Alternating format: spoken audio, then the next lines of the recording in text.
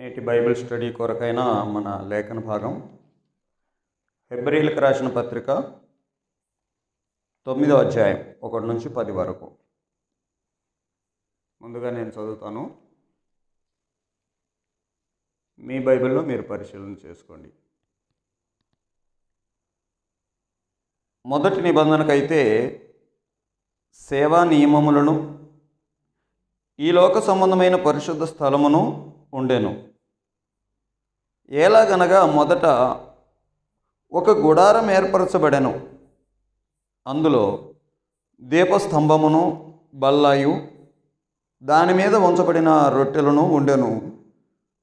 దానికి పరిశుద్ధ స్థలం అని పేరు. రెండవ తెరకు ఆవల అతి పరిశుద్ధ స్థలమును అనే గుడారం ఉండెను. అందులో సువర్ణ ధూపార్తియు అంతటను బంగారు రేకులతో తాపబడిన నిబంధన మందసమును ఉండెను. ఆ మందసములో మన్నాగల బంగారు పాత్రయు చిగురించిన అహరోను చేతికర్రయు నిబంధన పలకనులు ఉండెను. దానిపైని కరుణాపీఠమును కమ్ముకొనుచున్న మహిమగల కెరూబులుండెను. వీటిని గురించి ఇప్పుడు వివరముగా చెప్పవల్లపడదు. ఇవి ఈలాగు ఏర్పరచబడినప్పుడు యాజకులు సేవ చేయుచు నిత్యమును ఈ మొదటి గుడారములోనికి వెళ్ళుదురు కానీ సంవత్సరమునకు ఒక్కసారి మాత్రమే ప్రధాన యాజకుడు ఒక్కడే రక్తము చేత పట్టుకొని రెండవ గుడారములోనికి ప్రవేశించును. ఆ రక్తము తన కొరకును ప్రజల అజ్ఞాన కృతముల కొరకును అతడు అర్పించును. దీనిని బట్టి ఆ మొదటి గుడారము ఇంకా నిలుచుచుండగా అతి పరిశుద్ధ స్థలములో ప్రవేశించు మార్గము బయలుపరచబడలేదని పరిశుద్ధాత్మ తెలియజేయుచున్నాడు. ఆ గుడారము ప్రస్తుత కాలమునకు ఉపమానముగా ఉన్నది. ఈ ఉపమాన అర్థమును బట్టి మనసాక్షి విషయంలో ఆరాధకునికి సంపూర్ణ సిద్ధి కలుగజేయలేని అర్పణలను బలులను అర్పింపబడుచున్నవి. ఇవి దిద్దుబాటు జరుగు కాలము వచ్చు వరకు విధింపబడి అన్నపానములతోనూ నానా విధములైన ప్రక్షాళనములతోనూ సంబంధించిన శరీరాచారములు మాత్రమై ఉన్నవి. హెబ్రీయులకు రాసిన పత్రికలో నుండి మనము వాక్య ధ్యానమును కొనసాగిస్తూ ఉన్నాము. 8 అధ్యాయాలు పూర్తి చేసాం.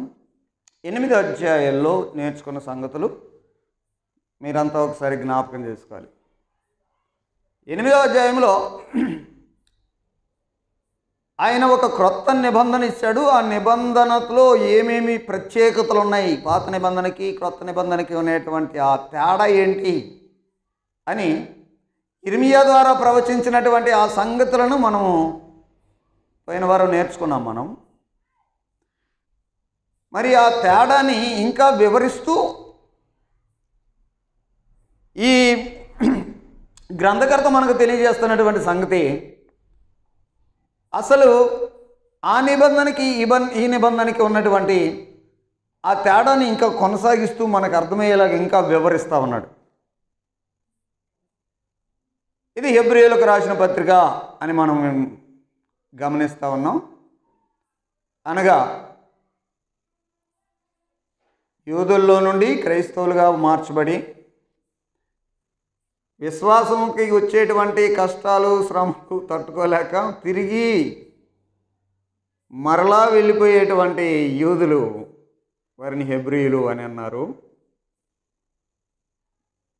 క్రైస్తవులో వచ్చేటువంటి శ్రమలు కష్టాలని తట్టుకోలేక వెనక్కి వెళ్ళిపోయేటువంటి వారిని ఉద్దేశించి వెళ్ళొద్దు, అక్కడి నుండి క్రైస్తవులకు వచ్చారు, ఎంత బెటర్ మార్గాన్ని ఎంచుకున్నారు, మరలా వెళ్ళిపోతారేంటి, వెళ్ళొద్దు. ఈ క్రొత్త నిబంధన మీ పాత నిబంధన కంటే మీరు ఆచరిస్తున్న యోధా మతపు అమ్మి దేవుడు మీతో చేసినటువంటి ఆ పాత నిబంధన కంటే యేసుక్రీస్తు ద్వారా చేసినటువంటి ఈ క్రొత్త నిబంధన ఎంత శ్రేష్టమైనది అని తేడాలు వివరిస్తూ తెలియజేస్తున్నటువంటి పత్రిక. 8 అధ్యాయాల వరకు మనం నేర్చుకున్న సంగతులు చాలా మంచి సంగతులు మనం నేర్చుకున్నాం. 8వ అధ్యాయంలో మొదటి నిబంధన, రెండవ నిబంధన, పాత నిబంధన, క్రొత్త నిబంధన అని చెప్పాడు. ముఖ్యంగా ఆ క్రొత్త నిబంధనలో ఏమేమి ఉంటాయి అనేటువంటి విషయాల్ని చాలా వివరంగా రాస్తూ వచ్చాడు. అందులో పాప క్షమాపణ ఉంది. ఆ తర్వాత మనము దేవుని ఆజ్ఞలను ఎలాగనా పాటించాలో ఆ విషయాలు ఉన్నాయి. అంతేకాకుండా మనకై మనముగానే దేవుని ఎలా తెలుసుకుంటాం, కాబట్టి దానికి అవసరమైనటువంటి పరిశుద్ధాత్ముడు వస్తాడు, వచ్చి మిమ్మల్ని బలపరుస్తాడు. పరిశుద్ధాత్ముడు మనల్ని శక్తితో నింపుతాడు, బలపరుస్తాడు. కాబట్టి ఆయన్ని మనం ఎరుగుతాం. లేఖనాలు మనం అర్థం చేసుకునేలాగిన ఆయన మనకు హెల్ప్ చేస్తాడు. ఉచ్చరింప శక్యముగాని మూలుగులతో మన నిమిత్తం ప్రార్థన చేస్తూ పరిశుద్ధాత్ముడు ఈ విధంగా మనల్ని ఆత్మీయంగా హెల్ప్ చేస్తూ దేవుణ్ణి మరి ఎక్కువగా ఎరిగే విధంగా ఆయన మనకు హెల్ప్ చేస్తాడు అని యిర్మీయా ద్వారా చెప్పబడినటువంటి విషయాలన్నీ 8వ అధ్యాయంలో రాశారు గ్రంథకర్త హెబ్రీయులకు పత్రికను. ఆ విషయాలు గత వారం నేను నేర్చుకున్నాం. కాబట్టి న్యూ టెస్టమెంట్లో ఉన్నటువంటి ఆ బ్లెస్సింగ్స్ ఎంత శ్రేష్టమైనవి. పాత నిబంధనలో ఉన్నటువంటి ఆ విషయాలకి, క్రొత్త నిబంధనలో ఉన్నటువంటి ఈ విషయాలకి ఉన్నటువంటి తేడాని ఇంకా కొనసాగిస్తూ 9వ అధ్యాయంలో ప్రారంభం నుంచి చెప్తున్న మాటలు. మొదటి నిబంధనకైతే సేవా నియమములను, ఈ లోక సంబంధమైనటువంటి పరిశుద్ధ స్థలము ఉంది. మరి రెండవ నిబంధనకి మనకి వెంటనే అర్థమైపోవాలా. మొదటి నిబంధనకి ఉంది, ఏమేమున్నాయి? సేవా నియమములు ఉన్నాయి, పరిశుద్ధ స్థలము ఉంది. మరి రెండవ దానికి అందుకని మనం నేర్చుకోవాల్సినటువంటి మాట, ఈ లోక సంబంధమైన పరిశుద్ధ స్థలం ఒకటి ఉంది. ఈ లోక సంబంధమైన పరిశుద్ధ స్థలం ఒకటి ఉంది. ఆ స్థలంలో సేవ చేయడానికి లేవీయుల్ని ఏర్పాటు చేసి ఒక గుడారాన్ని ఏర్పాటు చేశాడు. అయితే క్రొత్త నిబంధన ఇప్పుడు మీకేమర్థమవుతుంది? ఈ లోక సంబంధంగా ఒక పరిశుద్ధ స్థలం ఉందా? మీరు అనొచ్చు చర్చీలు కదా, చర్చీలు కట్టుకునేది కాదు. మరలా చెప్తున్నాండి, చర్చీలు అనేది అది దేవుని పిల్లలు కూడుకొని వారి వారి యొక్క ఆత్మీయ ఎదుగుదల కొరకు వాక్య ధ్యానము, ప్రార్థనలు ఇవన్నీ చేసుకోవడానికి దేవుని పిల్లలకు అనుకూలమైనటువంటి ఒక స్థలము అది ఇప్పుడు కట్టుకునేటువంటి చర్చిలు. అంతేగాని ఈ హస్తకృత ఆలయాల్లో దేవుడు నివాసం ఏమీ చేయడు. దేవుడు మనుషులతో నివాసం చేయాలనుకునేటువంటిది ఆయన కోరిక. ఇదే విషయాన్ని పాత నిబంధనలు వాళ్ళకి చెప్పాడు. నిర్గమకాండం 25వ అధ్యాయం 8వ వచనంలో, నిర్గమకాండం 25వ అధ్యాయం 8వ వచనంలో చదువుకున్న మాట ఏంటంటే,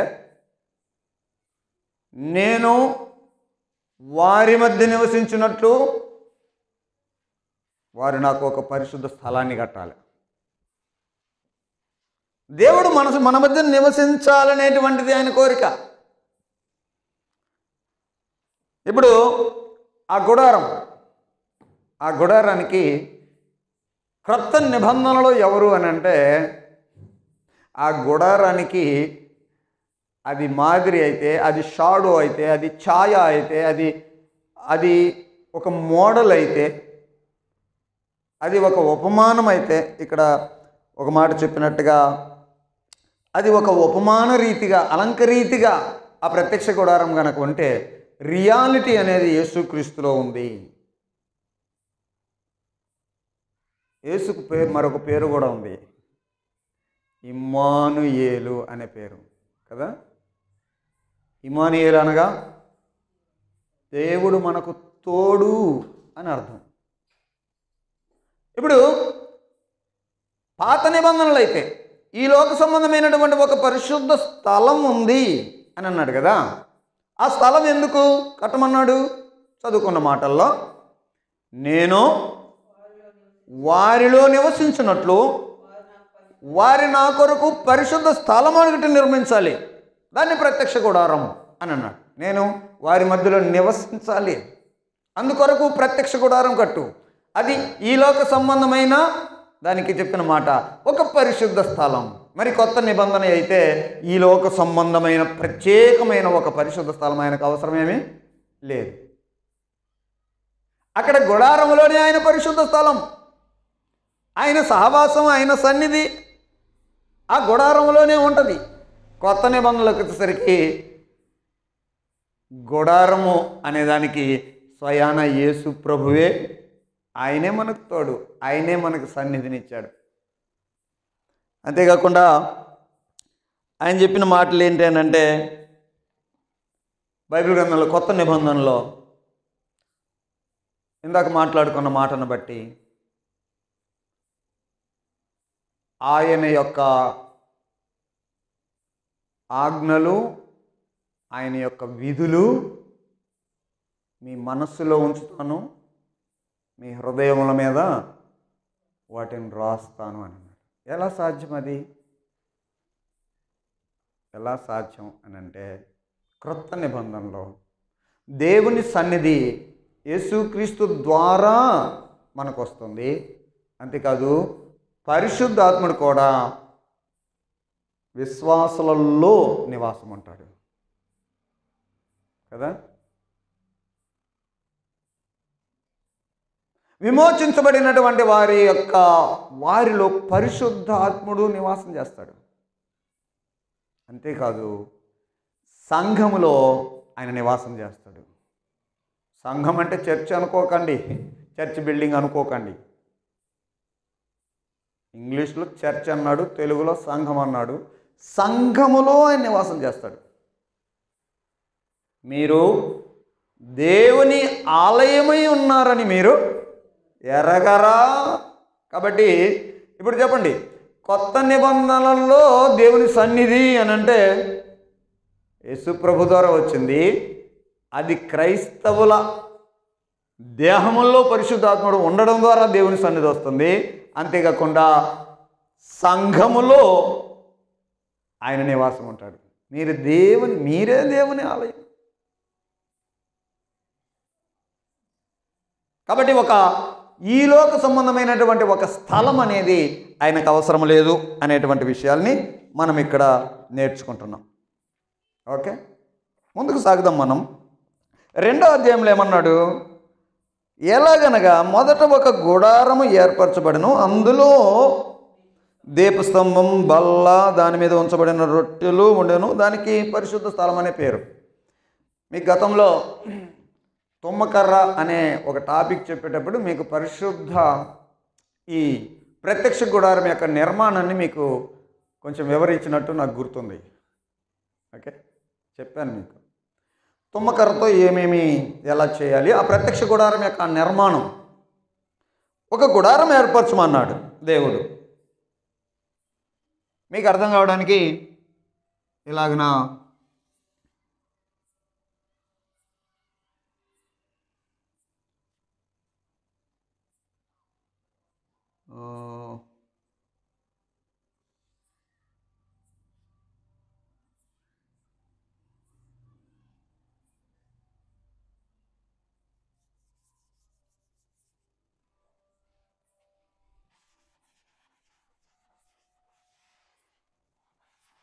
ఒక గుడారం అని అన్నాడు కదా.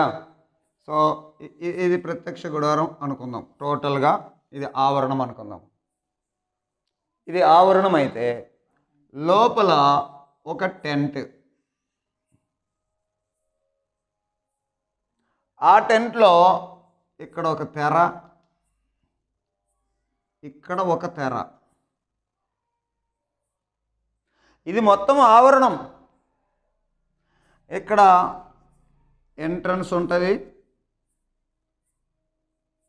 తర్వాత బలిపీఠం ఉంటుంది, గంగాళం ఉంటుంది, ఎంట్రన్స్ అయిన వాళ్ళు బలి ఇచ్చి శుద్ధి చేసుకొని ఆ తర్వాత ఈ ప్రదేశంలో నుండి ఇక్కడికి యాజకుల లోపలికి వెళ్తారు. ఈ యాజకుల లోపలికి వెళ్తే అక్కడ ఉన్నటువంటి ఆ విషయాలు ఏంటి? మొదట గుడారం ఏర్పరచబడును, అందులో దీపస్తంభము, బల్ల, ఇక్కడ ఒక దీపస్తంభం, బల్ల, అందులో రొట్టెలు, ఆ విషయాలు చెప్పాడు. తర్వాత ఇంకా విషయాలు చదువుదాం. రెండవ తెరకు, ఇదిగో మొదటి తెర అంటే ఇక్కడ ఇది మొదటి తెర, రెండవ తెర అనేది ఇక్కడ. రెండవ తెర ఒక ఆవల ఏముంది? ఒక సువర్ణ ధూపార్తి, ధూపం వేయడానికి. అంతేకాకుండా చదువు ఇంకొంచెం.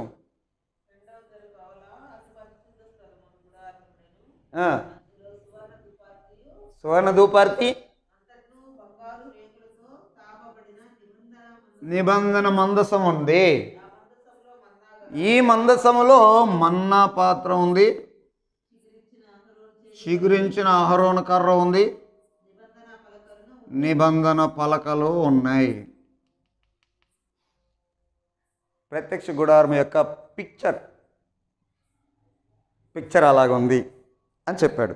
ఓకే, ఇంకా ఏముందనంటే దానిపైన కరుణాపీఠమును కమ్ముకొనుచున్న మహిమ గల కెరూబులు ఉండని. ఇక్కడ ఈ నిబంధన సంబంధం ఇక్కడ కెరూబులు ఒకదానికి ఎదురుగా ఉంటాయి. వీటిని గురించి ఇప్పుడు చెప్పను, వల్ల పడదు. అంటే వాటిని గురించి ఎక్స్ప్లెయిన్ చేయాల్సినంత ఇప్పుడు మీకు వల్ల పడదు కానీ అని చెప్తూ, ఇవి ఎలాగ ఏర్పరచబడినప్పుడు యాజకులు సేవ చేయుచు నిత్యమును ఈ మొదటి గుడారములోనికి వెళ్ళుదురు. ఇచ్చాడు ఈ మొదటి గుడారములోనికి. దీన్ని పరిశుద్ధ స్థలం అనబడే ఈ మొదటి ప్లేస్లోనికి ఎవరు వెళ్తారు? యాజకులు వెళ్తారు అని చెప్పాడు. తర్వాత వెళ్ళుదురు కానీ సంవత్సరమునకు ఒక్కసారి మాత్రమే ప్రధాన యాజకుడు ఒక్కడే రక్తము చేతబట్టుకొని ఈ రెండవ గుడారంలోనికి వెళ్తాడు. ఎవరు వెళ్తారు? ప్రధాన యాజకుడు. అది కూడా సంవత్సరానికి ఒక్కసారి వెళ్తాడు. ఓకే, ఈ విషయాలన్నీ చెప్తా ఉన్నాడు. సరే, ఆ రక్తము తన కొరకును ప్రజల అజ్ఞాన కృత్యముల కొరకును అర్పించబడను. దీనిని బట్టి ఆ మొదటి గుడారము ఇంకా నిలుచుచుండగా, ఇప్పుడు ఈ పాయింట్ మీరు చాలా కేర్ఫుల్గా చదవాలి. 8వ వచనం. దీనిని బట్టి ఆ మొదటి గుడారము ఇంకా నిలుస్తూ ఉంటే అతి పరిశుద్ధ స్థలములో ప్రవేశించు మార్గం బయలుపరచబడలేదు అని పరిశుద్ధాత్మను తెలియజేస్తాడు. ఈరోజు నేర్చుకునేటువంటి అంశము ఈ వచనం మీద ఆధారపడింది. తెలుసుకోండి. ఇప్పటిదాకా 1 నుంచి 7 దాకా పాత నిబంధన యొక్క ఆ సేవా ధర్మముల్లో అక్కడ యాజకులు చేసే ఆ సేవ సంబంధించినటువంటి పనులు చెప్పాడు. అది క్లారిటీగా వివరిస్తూ ఉన్నాడు. 8వ వచనంలో ఏం చెప్తున్నాడు? ఆ మొదటి గుడారం ఇంకా నిలుస్తూ ఉంటే, ఆ మొదటి గుడారం అంటే ఈ ప్రత్యక్ష గుడారం. ఓకే, నిలుస్తూ ఉంటే అతి పరిశుద్ధ స్థలములో ప్రవేశించు మార్గము బయలుపరచబడలేదు అని పరిశుద్ధాత్ముడు తెలియజేస్తున్నాడు. మీకేమర్థమవుతుందండి ఈ వచనంలో? ఇంకా ఇదే గనక ఫాలో అవుతూ ఉంటే, పాత నిబంధనే ఫాలో అవుతూ ఉంటే, ప్రత్యక్ష గుడారపు విధానములే ఫాలో అవుతూ ఉంటే ఏమీ తెరవబడలేదు. అతి పరిశుద్ధ స్థలములోనికి ప్రవేశించు మార్గం బయలుపరచబడలా. ఎందుకని? ఇక్కడికి ఇది అతి పరిశుద్ధ స్థలం అయితే ఈ అతి పరిశుద్ధ స్థలంలో ప్రవేశించడానికి సంవత్సరానికి ఒక్కళ్ళకే అవకాశం ఉంది, అది కూడా ఒక్కసారి అవకాశం ఉంది. మిగతా వాళ్ళ పరిస్థితి ఏంటి? దేవుని దగ్గరికి వెళ్ళేటువంటి అవకాశం లేదు కదా. ఇది పాత నిబంధన అయితే అనే విషయాలు చెప్పాడు. ఇప్పుడు తర్వాత వచనం చదువుదాం. ఆ గుడారము ప్రస్తుత కాలమునకు ఉపమానంగా ఉంది. ప్రస్తుత కాలానికి ఉపమానంగా ఉంది. ఇది ఏ కాలం అండి? కొత్త నిబంధన కాలం. దీనికి ఉపమానంగా ఉంది. ఆ గుడారము ఇప్పుడు కాలానికి ఉపమానంగా ఉంది. ఎలాగుందో మనం కొంచెం ఆలోచన చేస్తూ ముందుకొద్దాం. దేవుని పిల్లారా, ఈ గుడారం ప్రస్తుత కాలానికి ఉపమానంగా ఉంది. ఏం ఉపమానంగా ఉంది? అన్ని విషయాల్లో. ఇప్పుడు చూడండి, ఇవన్నీ మనం పాత నిబంధనలో చదవచ్చు. మీరు పాత నిబంధనలో నిర్గమకాండము 25వ అధ్యాయం మొదలుకొని ఈ విషయాలన్నీ మీరు చదవచ్చు. ఎలాగెలాగిన దేవుడు వాటిని కట్టమన్నాడు, వాటిని దేవుడు ఎలాగెలాగిన బిల్డప్ చేశాడు అనే విషయాలన్నీ మీరు చదువుతావచ్చు. అవన్నీ ప్రస్తుత కాలానికి ఉపమానంగానే ఉన్నాయి. ఏం ఉపమానం అని అంటే, పాత నిబంధనలో ఈ అతి పరిశుద్ధ స్థలంలో ఉండేటువంటి దాని విషయాలు ఆలోచన చేయండి. ఏమున్నాయి కరుణాపీఠంలో?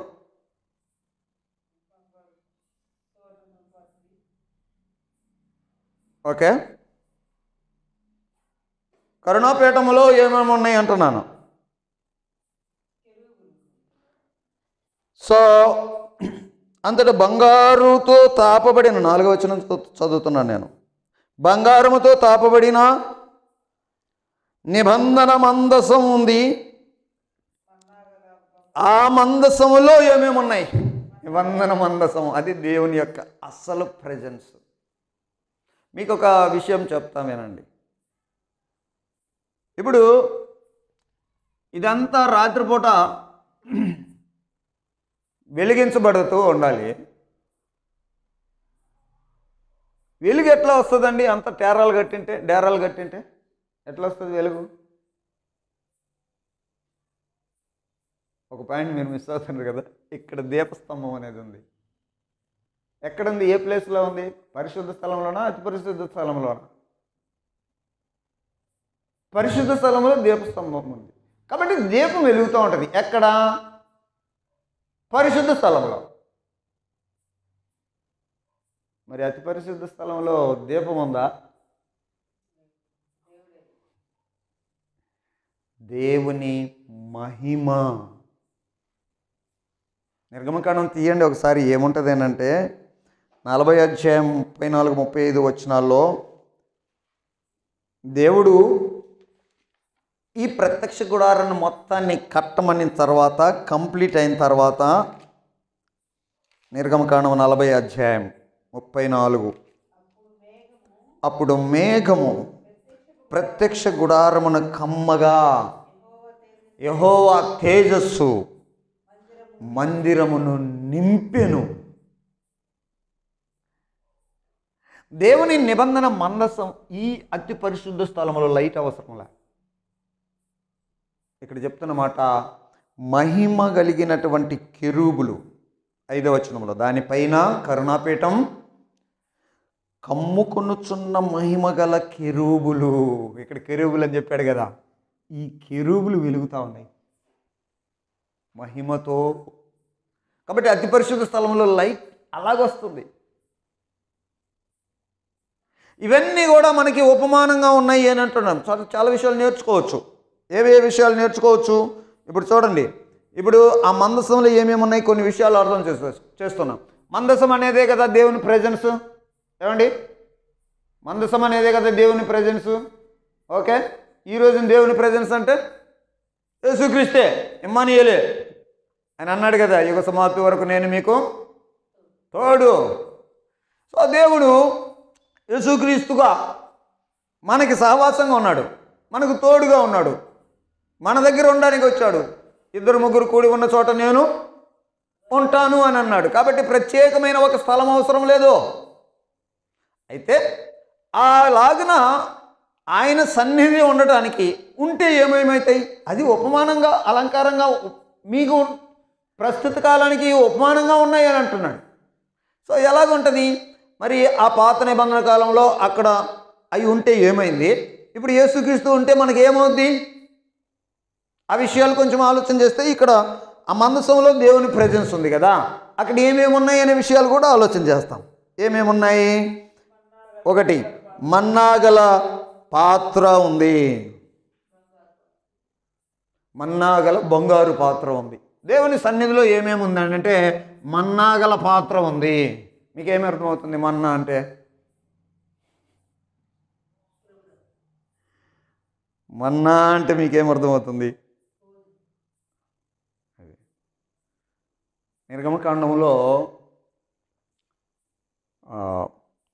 16వ అధ్యాయం చదువుదాం ఒకసారి. 16వ అధ్యాయం 14 నుంచి 16 వరకు చదువుదాం.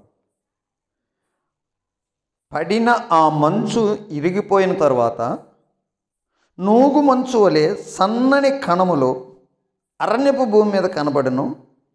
ఇశ్రాయేలీలు దాన్ని చూసినప్పుడు అది ఏమైనా తెలియక ఇదేమీ అని ఒకరితో ఒకరు అనుకున్నారు. ఇదేమీ అనే దగ్గర ఫుట్నోట్లో కింద మన్నా అని, ఆ మన్నా అంటే ఇదేమీ అని.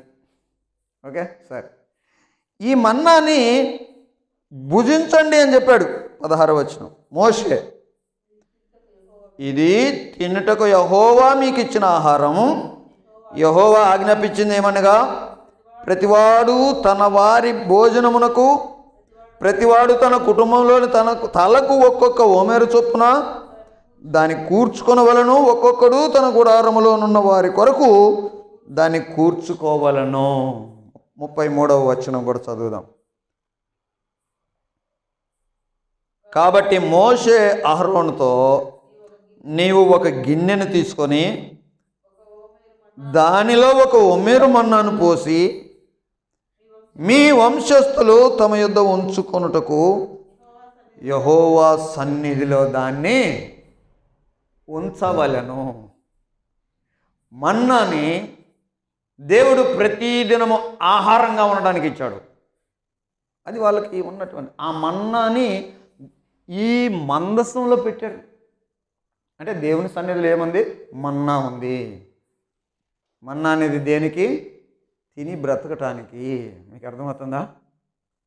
దేవుని సన్నిధి ఉంటే ఏముంటుందంటే మన్నా ఉంటుంది. అది ఉపమానంగా నీకేం చెబుతుంది అని అంటే, దేవుని సన్నిధి ఉంది అని అంటే నువ్వు బ్రతకటానికి ఆయన పెడుతుంటాడు డైలీ. ఇప్పుడు మనల్ని బ్రతికించేది ఏం చెప్పండి? యేసుప్రభు ఒక మాట అన్నాడు, మనుష్యుడు రొట్టె వలన మాత్రము కాదు,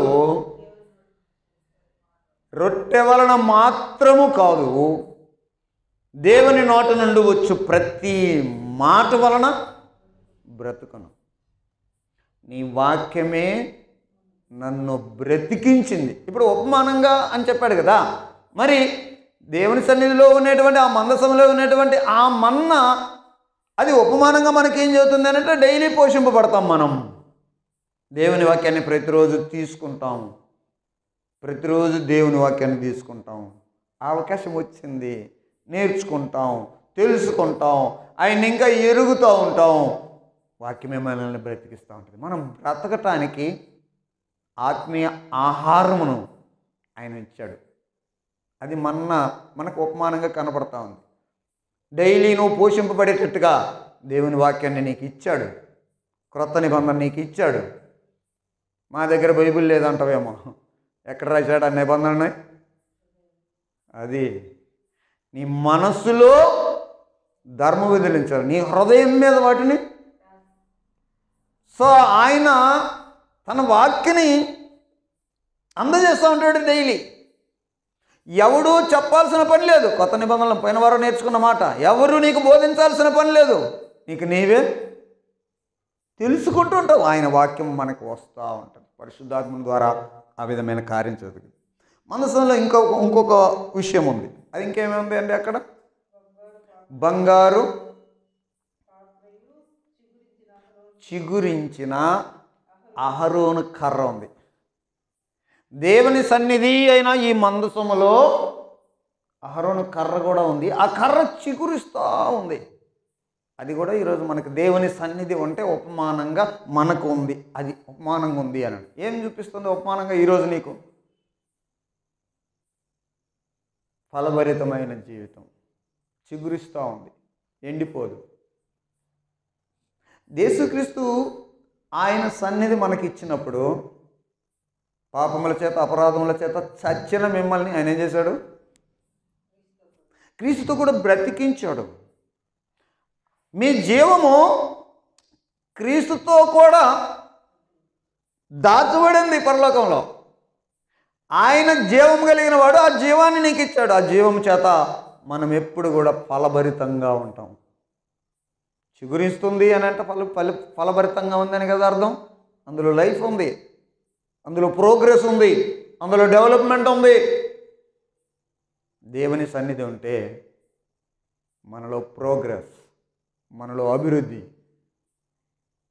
విస్తారమైన అభివృద్ధి, ఎదుగుదల ఇది ఉంటుంది అనేది నేర్చుకోవచ్చు. ఇంకేముంది మందసంలో? దేవుని సన్నిధి ఉన్న ఆ మందసంలో ఇంకేముంది?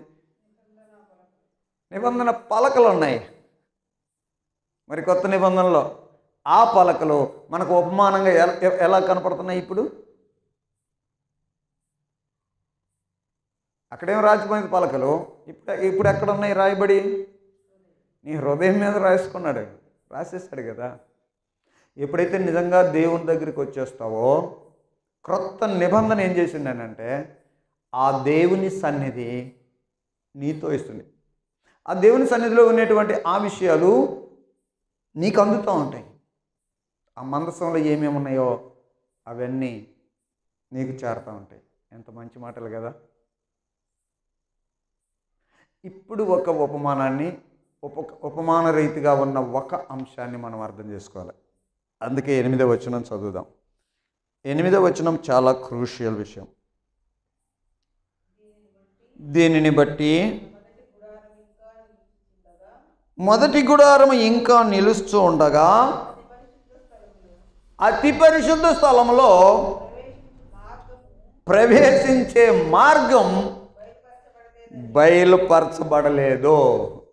సరే, 7వ వచనం కూడా కొంచెం ఆలోచన చేద్దామా? 7వ వచనంలో ఏముందనంటే, సంవత్సరానికి ఒకసారి మాత్రమే ప్రధాన యాజకుడు ఒక్కడే రక్తము చేతబట్టుకొని 2వ గుడారంలోనికి ప్రవేశిస్తాడు. ఆ రక్తము తన కొరకు ప్రజల అజ్ఞాన కృతముల కొరకు అర్పించబడుతుంది. సో ఇక్కడ వారి సేవా విధానంలో ప్రధాన యాజకుడు చేసేటువంటి పని వివరిస్తూ ఉన్నాడు కదా. ఓకే, ప్రధాన యాజకుడు సంవత్సరానికి ఒకసారి వెళ్తారు, లోపలికి వెళ్తారు. దేని కొరకు అని అంటే తన పాపాల కొరకు మరియు ప్రజల అజ్ఞాన పాపాల కొరకు ఆయన అర్పణ చేస్తాడు. ఇది పాప ప్రక్షాళన కొరకు జరిగించేటువంటి పని. అది సంవత్సరానికి ఒకసారి జరుగుద్ది. మళ్ళా వచ్చే సంవత్సరానికి మళ్ళా పాపాలు వస్తాయి, మళ్ళా చేయాలా, మళ్ళా వస్తాయి, మళ్ళా రావాలా. ఇదేని రక్తము అని అంటే ఎడ్ల యొక్క మేకల యొక్క వేరే వేరే రక్తాన్ని అంతా తీసుకొని అక్కడికి సంవత్సరానికి ఒక్కరు మాత్రమే ప్రధాన యాజకుడు వెళ్ళాలి అనే విషయాలు చెప్తున్నాం.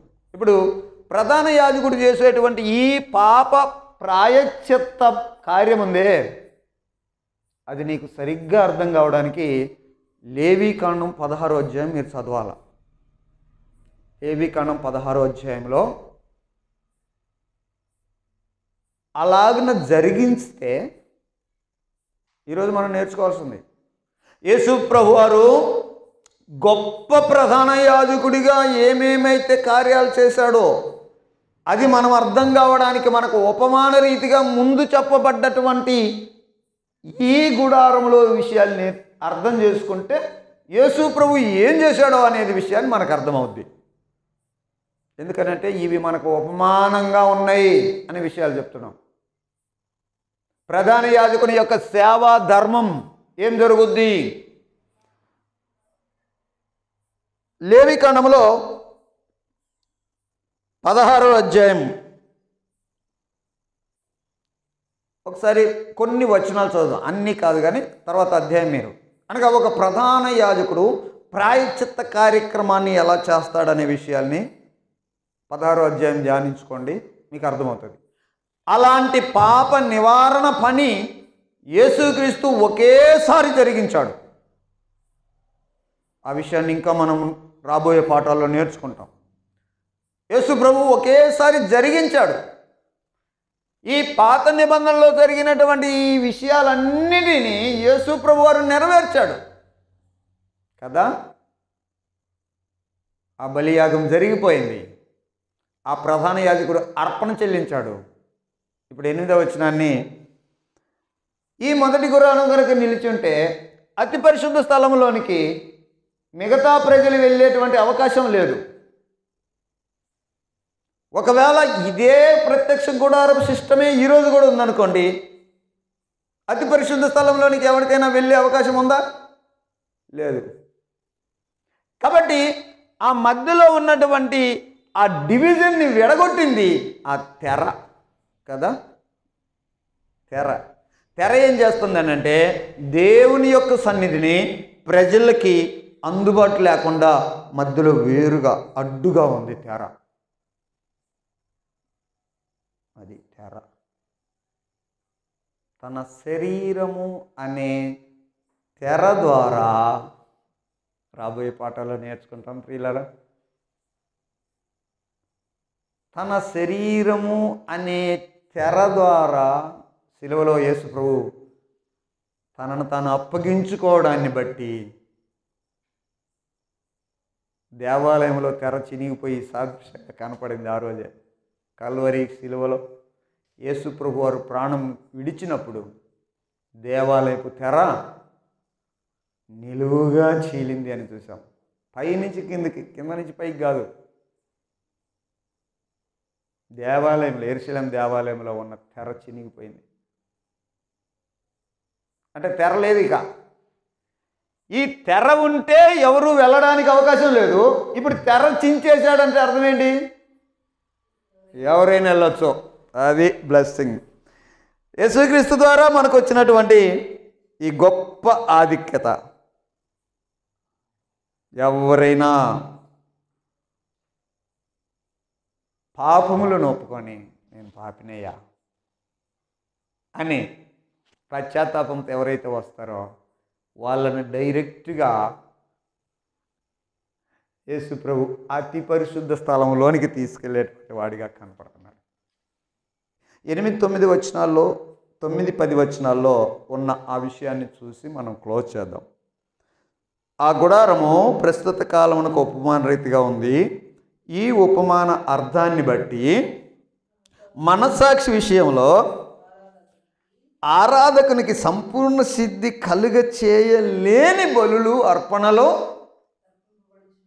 ఈ పాత నిబంధనలో ఇవన్నీ చేస్తున్నారు కానీ ఆరాధకునికి ఏం కలగలేదంట.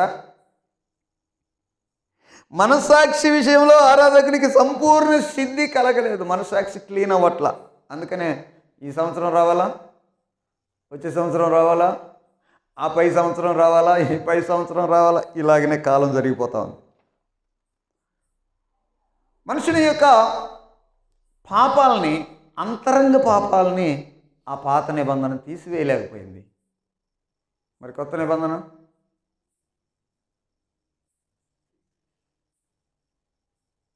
మనస్సాక్షి విషయంలో సంపూర్ణ సిద్ధి అది కలగజేయలేదు అని చెప్తున్నాడు.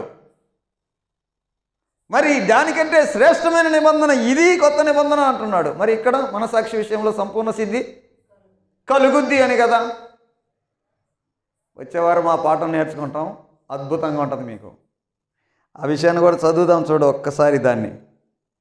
ఎలాగన 14వ వచనం, నిత్యుడగు ఆత్మ ద్వారా తను తాను దేవునికి నిర్దోషినిగా అర్పించుకున్న క్రీస్తు యొక్క రక్తం నిర్జీవ క్రియలను విడిచి జీవము గల దేవుని సేవించుటకు మీ మనస్సాక్షిని ఎంతో ఎక్కువగా, అది వారు చేసినటువంటి ఆ సేవా ధర్మములో ఆరాధకునికి మనస్సాక్షి క్లీన్ అవ్వలేదు.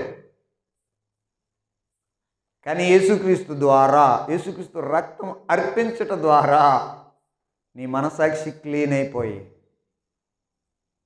నీ మనస్సాక్షి క్లీన్ అయిపోయేటువంటి పరిస్థితి. ప్రియులరా, మనస్సాక్షి క్లీన్గా లేకపోతే సంపూర్ణమైన విశ్వాసం, నిశ్చయత ఇవన్నీ దొరకడం కష్టం. దేవుని సన్నిధిలో రావటానికి ఇక్కడ ఇంకొక మాట కూడా చదువుతాం. 10వ అధ్యాయం 22వ వచనంలో కూడా, మనస్సాక్షికి కల్మషము తోచుకున్నట్లు ప్రోక్షింపబడిన హృదయములు గలవారును నిర్మలమైన ఉదకముతో స్నానము చేసిన శరీరములు గలవారుమునయ్యుండి విశ్వాస విషయములో సంపూర్ణ నిశ్చయత కలిగి యథార్థమైన హృదయముతో మనము దేవుని సన్నిధికి చేరుదము. ఇది యేసుక్రీస్తు ద్వారా వచ్చింది. కొత్త నిబంధనలో ఇది అవకాశం ఉంది, పాత నిబంధనలో అవకాశం లేదు అని అంటున్నాడు. మరలా ఎందుకు వెళ్ళిపోతారు? మీకు సంపూర్ణ సిద్ధి కలగజేయలేని దానికి మరలా వెళ్ళిపోతారండి. మనస్సాక్షి. అపోస్తలుడైన పౌలు ఒక ఉదాహరణ. తను నమ్మినటువంటి తన విశ్వాసాన్ని సంపూర్ణ నిశ్చయతతో ఏం చేస్తున్నాడో క్లారిటీ ఉంది. భక్తి ఎలా చేస్తున్నాడో క్లారిటీ ఉంది. కన్ఫ్యూజన్ లేడు, ఏం లేడు, క్లియర్గా ఉన్నాడు. ఏం మాట్లాడుతున్నాడు, ఏం చేస్తున్నాడు క్లారిటీగా ఉంది. తాను ఏ స్థితిలో ఉన్నాడో, ఏం చేయాలో ఏం చేయకూడదో క్లారిటీగా ఉంది. అపోస్తలుల కార్యం 23వ అధ్యాయంలో 1వ వచనంలో ఆ మాటలు మనం చదవచ్చు. అపోస్తలుల కార్యములు 23వ అధ్యాయం 1వ వచనం. పౌలు మహాసభ వారిని తేరి చూసి, సహోదరులారా, నేను నేటి వరకు కేవలం మంచి మనస్సాక్షి గలవాడనై దేవుని ఎదుట నడుచుకొనుచుంటిని అని చెప్పాడు. దేవుని ఎదుట నడవడానికి అంటే భక్తి చేయడానికి. ఆరాధకునికి మనస్సాక్షి క్లీన్ అవ్వాలా, అంతరంగం క్లియర్గా ఉండాలా, క్లారిటీగా ఉండాలా. అవి క్రొత్త నిబంధనలో సాధ్యమవుతాయి. సంపూర్ణ సిద్ధి కలుగజేసేది క్రొత్త నిబంధన, పాత నిబంధనలో అవి కాలేకపోయినాయి అని అన్నాడు. 10వ వచనం చదువుదాం ఒకసారి. ఫిబ్రవరి 9:10లో, ఇది దిద్దుబాటు కాలం వచ్చే వరకు విధింపబడి అన్నపానములతోనూ నానా విధములైన ప్రక్షాళనలతోనూ సంబంధించిన శరీరాచారములు మాత్రమై ఉన్నవి అని పాత నిబంధన సేవా ధర్మములు ఆ విషయాలు చెప్తూ, ఆ పాత నిబంధన పరిశుద్ధాలయం, పాత నిబంధనలో జరిగే సేవా నియమాలు ఇవే ఈరోజు మనం నేర్చుకున్నాం. అయితే అవి మనకు ఉపమానంగా ఎలాగున్నాయి, కొత్త నిబంధనలో వాటిని బేస్ చేసుకొని కొత్త నిబంధన ఏమేమి ఇస్తుంది అనే విషయాలు మనం అర్థం చేసుకున్నాం. సో ఇవన్నీ చెప్పి ఆ పాత నిబంధన విషయాలన్నీ, ఈ సేవా ధర్మములు, ఆ పరిశుద్ధ స్థలంలో అది జరిగేటువంటి క్రియలు ఇవన్నీ చెప్పిన తర్వాత, అది ఉన్నంత కాలము అతి పరిశుద్ధ స్థలంలోనికి మనుషులు వెళ్ళడానికి అవకాశం లేదు. కానీ కొత్త నిబంధన వచ్చేసరికి యేసు ప్రభు ఆ తెరను చించేసి అతి పరిశుద్ధ స్థలాన్ని ప్రజలందరికీ అందుబాటులోకి తెచ్చాడు. Now anybody can go in to the holy place. అతి పరిశుద్ధ స్థలంలోనికి ఎవరైనా వెళ్ళొచ్చు. ఇక్కడ 10వ వచనంలో చెప్పిన ఇవి దిద్దుబాటు కాలము వచ్చు వరకు విధింపబడి. దిద్దుబాటు కాలం అంటే, దిద్దుబాటు కాలం అంటే ఏంటి? కొత్త నిబంధన వచ్చేది వరకు అని కదా. సో సేవా ధర్మములు, పరిశుద్ధ స్థలం సంబంధించినటువంటి ఆ పిక్చర్ అంతా ఎప్పటిదాకా ఉంటుంది అని అంటే కొత్త నిబంధన వచ్చే వరకు ఉంటుంది అనే విషయాలు చూడొచ్చు. కాబట్టి ఆ కొత్త నిబంధన వచ్చే వరకు ఆహార సంబంధించిన ఇవి తినవచ్చు, ఇవి కొన్ని నియమాలు ఉన్నాయి. అవి శరీర సంబంధమైనవే. వాటికి పెద్ద దైవికమైనటువంటి ఎఫెక్ట్ ఏం లేదు. కొన్ని రూల్స్ ఉంటాయి, కదా. అవి కొన్ని చేసాయి. ఆహార సంబంధమైన కొన్ని నియమాలు, నానా విధములైన ప్రక్షాళనలు, శరీర ఆచారాలు అవన్నీ పెట్టాను. అవి మంచి వాటి కొరకే, మంచి వాటి కొరకు కొన్ని పెట్టాను, అవి జరుగుతూనే ఉంటాయి అనే విషయాలు చెప్పాడు. ఈరోజు మీకు అందిన సమాచారం ఏంటంటే, పాత నిబంధనలో ఉన్నటువంటి ఆ సేవా నియమం ఎలాగుందో, ఆ పరిశుద్ధ స్థలం, దేవునికి సంబంధించిన పరిశుద్ధ స్థలం ఏంటో, దాని సేవా నియమాలే మీకు క్లియర్గా అర్థం కావడానికి ఈరోజు టాపిక్ మాట్లాడాను.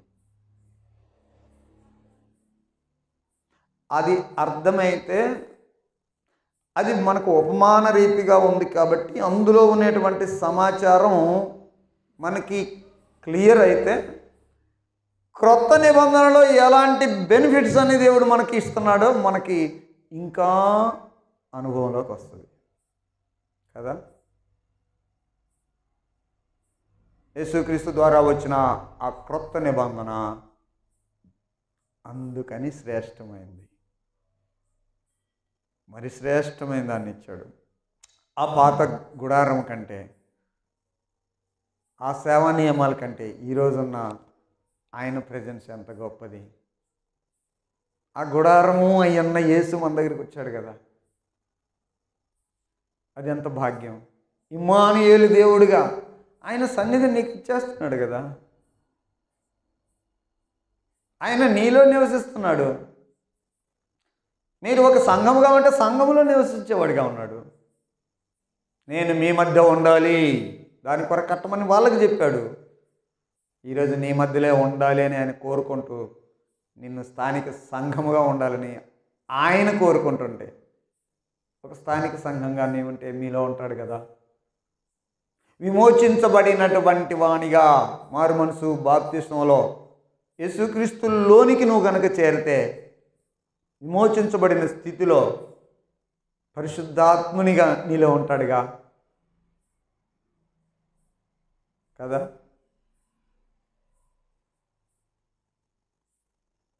దేవుని యొక్క సన్నిధి మనతో ఇచ్చాడు, ఆయన సన్నిధి మనతో ఉంది. దాంట్లో ఎన్ని భాగ్యం. ఆ సన్నిధిలో ఏమేమి ఉన్నాయో అన్నీ మనకి ఈరోజు నేర్చుకున్నాం. సో అవన్నీ మనం పొందుకుందాం గాక. ప్రార్థన చేసుకుందాం. మహాపరిశుద్ధుడైన తండ్రి, స్తోత్రాలు. మాకిచ్చిన ఈ వాక్య ధ్యానం కొరకై కృతజ్ఞతలు చెల్లిస్తూ, మాకు నీ నిబంధన ఏంటో పూర్తి అర్థమవటానికి ఉపమానంగా మీరు ఇచ్చిన ప్రత్యక్ష గుడారపు ఆ ధ్యానాలు మాకు అర్థమైనాయి. అందులో మీరు మీ ప్రజల్ని ఎలాగైనా దర్శించాలనుకున్నారు, వారికి ఏమేం చేశారు, ఆ విషయాలన్నీ మాకు కొత్త నిబంధనలో మరి శ్రేష్టమైన విధానంలో మాకు అందిస్తున్నందుకు స్తోత్రాలు చెల్లిస్తున్నాం. ఈ వాక్య ధ్యానంలో పాలు పంచుకున్న అందరినీ ఆశీర్వదించండి. ముందు సమయంలో పరిశోధనాత్మకంగా మరికొన్ని విషయాలు, సంగతులు ధ్యానించబోతుండగా నీ సహాయం అనుగ్రహించండి. మరి ఎక్కువ పరిశీలించి నీ గురించి నేర్చుకోవడానికి, మనుషుల గురించి నేర్చుకోవడానికి నైనా మాకు మాదిరిగా ఉన్న సంగతులు గ్రహించడానికి, నీవిచ్చిన ఆజ్ఞలు గ్రహించడానికి, పరిశోధించగలగడానికి నీ పిల్లలైన వారికి సహాయం చేయమని యేసుక్రీస్తు నామములో ప్రార్థిస్తున్నాం తండ్రి. ఆమేన్. Let's do the discovery Bible study.